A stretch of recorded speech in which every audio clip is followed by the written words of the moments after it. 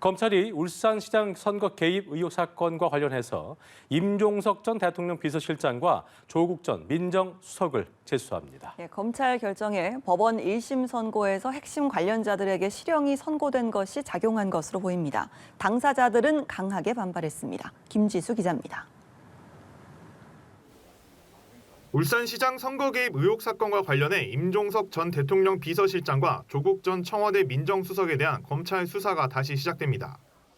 서울고검은 임 전 실장과 조 전 수석 등 5명에 대한 재기수사를 명령했습니다. 재기수사 명령은 상급 검찰청이 항고나 재항고를 받아 검토한 뒤 필요한 경우 다시 수사하라고 지시하는 절차입니다.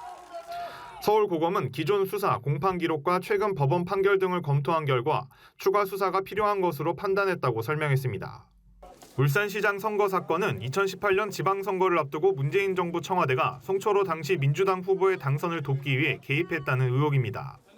검찰은 2020년 1월 송철호 전 울산시장, 백원우 전 민정비서관, 더불어민주당 황운하 의원 등을 기소했는데 이때 임 전 실장과 조 전 수석은 대상에서 빠졌습니다.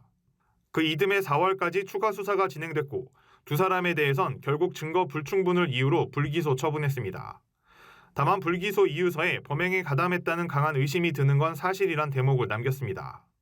법원은 재판에 넘겨진 관계자들에 대해 지난해 11월 약 4년 만에 유죄 판단을 내렸습니다.